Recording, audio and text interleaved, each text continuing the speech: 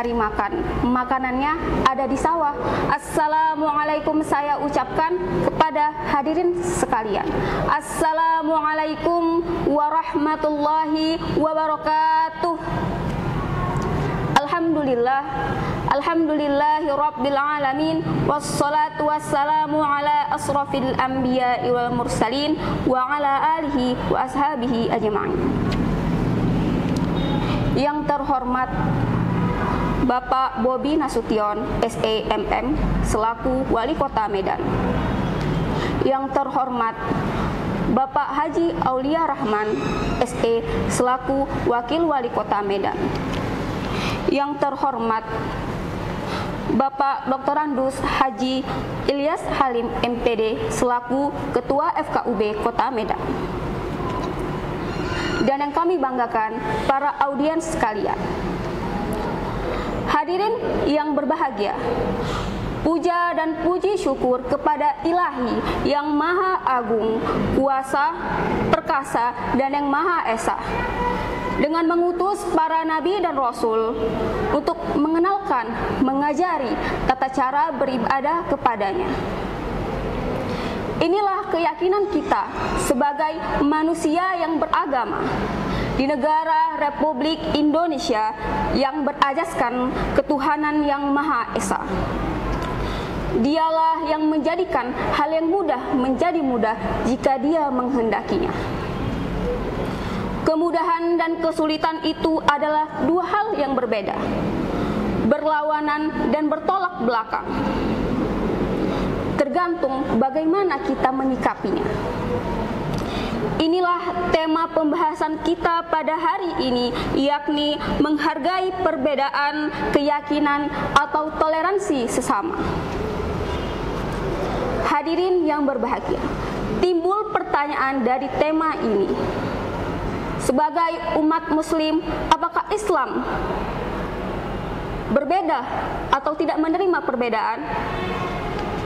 Jawabannya tentu tidak sama sekali. Toleransi bukan kalimat yang asing bagi Islam. Jauh sebelum bangsa ini menerapkan, Islam sudah menegakkan terlebih dahulu apa itu toleransi dan perbedaan. Tercatat dalam sejarah, Rasulullah SAW membuat suatu perjanjian dengan orang di luar Islam, yakni pada saat itu bernama kafir Quraisy, dengan nama perjanjian yakni Hudaybiyah, di mana perjanjian Hudaybiyah tersebut berisikan yang pertama yakni menghentikan peperangan. Yang kedua, menjamin kebebasan beragama dalam menjalani keyakinan masing-masing. Yang ketiga, tidak boleh diganggu dan juga tidak boleh mengganggu. Dan yang keempat ialah masyarakat boleh berpihak kepada Nabi dan boleh berpihak kepada kafir Quraisy.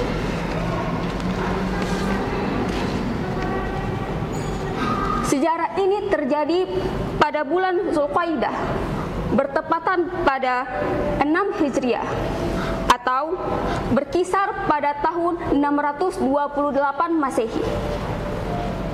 Artinya, jika sekarang sudah masuk tahun 2022 Masehi atau bertepatan dengan 1443 Hijriah, artinya kedua tahun tersebut menunjukkan sama-sama sejarah tersebut tercatat telah berkisar berlalu 14 abad tahun yang lalu.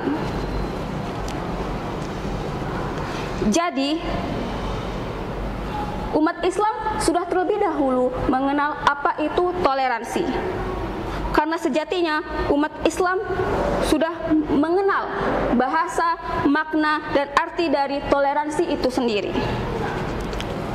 Hingga kini, sekarang, maupun yang akan datang. Sejarah Hudaybiyah dengan isi perjanjiannya akan selalu dikenang dan dibanggakan bagi seluruh umat Islam maupun seluruh dunia. Karena perjanjian Hudaybiyah dapat dijadikan bahan rujukan untuk bertoleransi antar umat beragama. Inilah sumbangsi Islam bagi seluruh dunia. Dalam hal apa? Yakni dalam hal bermasyarakat, bersosial maupun berbudaya. Inilah ayat yang melahirkan toleransi tersebut, yakni ayat ini juga pernah dibawa dan juga pernah menggetarkan dinding Lembaga Perserikatan Bangsa-Bangsa, yakni PBB, sebagai materi pidato RI pertama Insinyur Soekarno.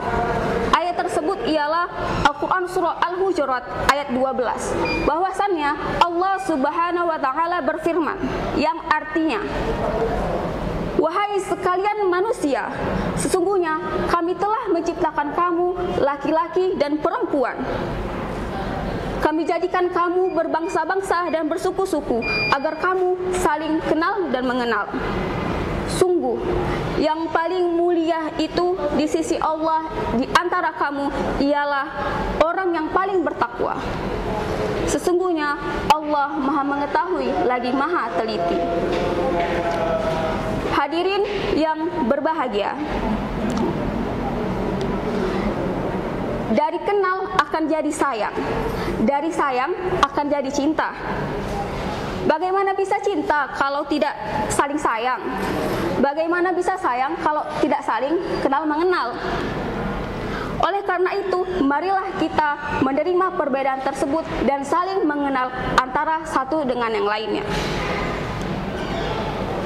Banyak poin dari ayat tersebut yang bisa kita petik, bahwasannya Allah Subhanahu wa Ta'ala menegur manusia agar tahu diri, bahwa perbedaanlah yang melahirkan manusia itu sendiri, atau manusia dilahirkan ke dunia karena apa? Karena adanya perbedaan.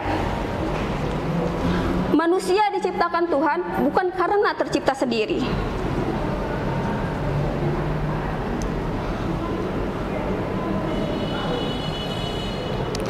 Tuhan tidak melihat suku, bangsa, negara, kulit, warna.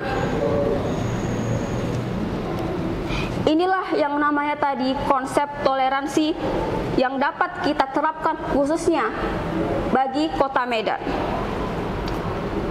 Namun di sisi lain tidak dalam hal beribadah. Mengapa?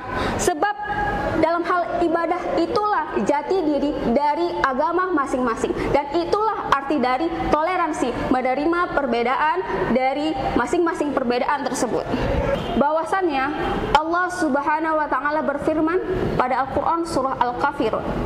Di dalam surah Al-Kafirun ini menjelaskan bahwasannya kita bertoleransi dalam hal ibadah, yakni agama masing-masing. A'udzu billahi minasyaitonir rajim. Bismillahirrahmanirrahim.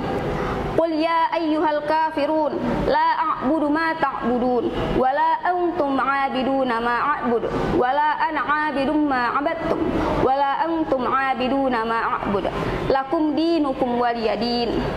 Shadaqallahul 'azim. Dari ayat tersebut bahwasannya Allah Subhanahu wa Ta'ala telah menjelaskan kepada kita, hai orang-orang kafir, aku tidak akan menyembah apa yang kamu sembah, dan kamu juga tidak akan menyembah apa yang aku sembah. Dalam arti bahwasannya dari ayat tersebut toleransi yakni menerima perbedaan dari masing-masing dan menerima perbedaan dari hukum-hukum yang telah ditetapkan oleh agama masing-masing. Marilah kepada masyarakat, khususnya para generasi milenial, sama-sama kita saling menerima perbedaan dan saling kenal mengenal antar perbedaan tersebut. Karena dari perbedaan tersebutlah maka kita akan lahir. Karena di dunia ini tidak ada yang namanya persamaan, yakni dunia ini akan ada karena adanya perbedaan. Maka demikianlah pidato singkat saya. Kurang lebih saya mohon maaf, kepada Allah saya mohon ampun. Saya ucapkan terima kasih kepada hadirin yang berbahagia. Wassalamualaikum warahmatullahi wabarakatuh.